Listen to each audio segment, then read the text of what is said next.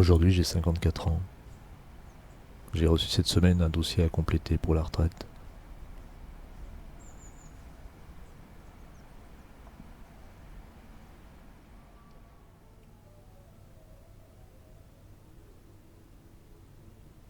Au supermarché, une femme devant moi pose sur le tapis de la caisse 2 bouteilles de mauvais rosé, une bouteille de vodka et des boîtes de nourriture pour chat.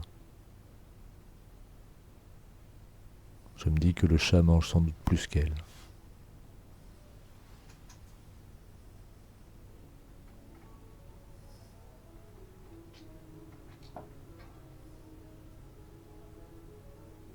« 11 janvier, 20.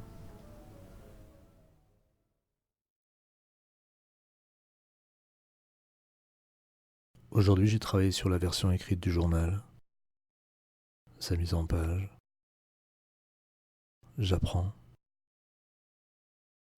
lentement. J'ai d'autres textes en attente, ceux que j'appelle mes textes morts, des textes qui ont été édités, mais qui sont morts faute de diffusion. Je pourrais peut-être en faire une rubrique de la chaîne YouTube, lire ces textes, les proposer en podcast, en impression à la demande. Beaucoup de questionnements.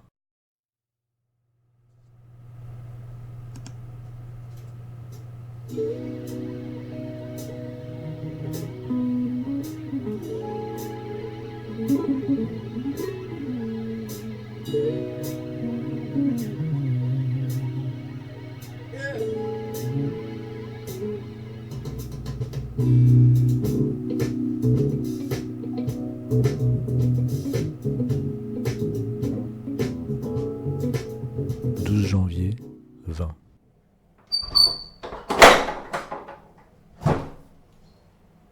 Proust fait des 1001 nuits un de ses modèles. Le livre de la nuit, le livre de la lutte contre la mort. Comme Scheherazade se bat chaque soir, après l'amour, contre la sentence qui pèse sur elle, en racontant une histoire au sultan Schahriar, Marcel Proust prend toutes les nuits la plume. Beaucoup de nuits, dit-il, peut-être 100, peut-être 1000, pour lutter contre le temps. Mathias Hénard, Boussole.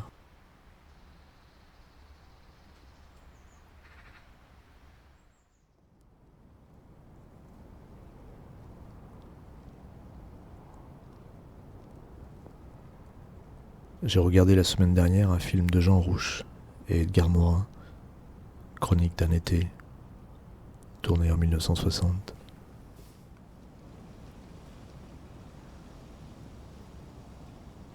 Il demande à différentes personnes de leur entourage comment elles se débrouillent avec la vie, si elles se pensent heureuses.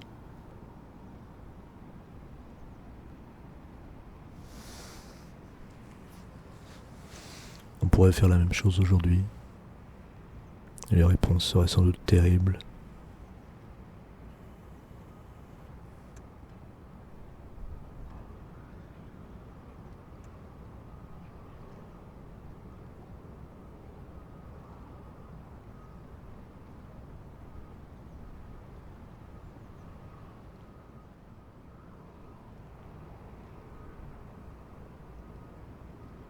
« 14 janvier, 20.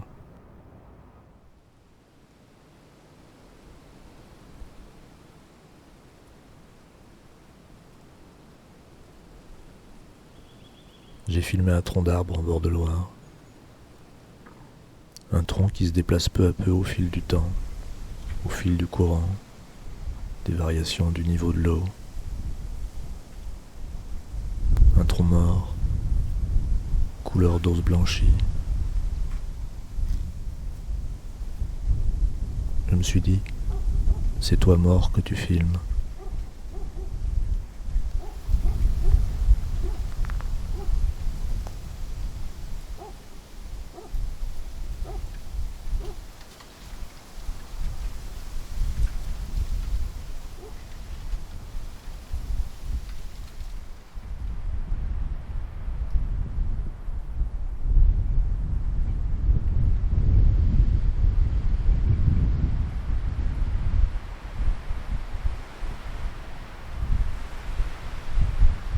15 janvier 20.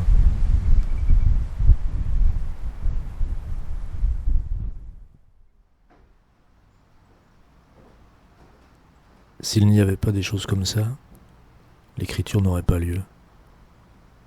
Mais même si l'écriture, elle est là, toujours prête à hurler, à pleurer, on ne l'écrit pas.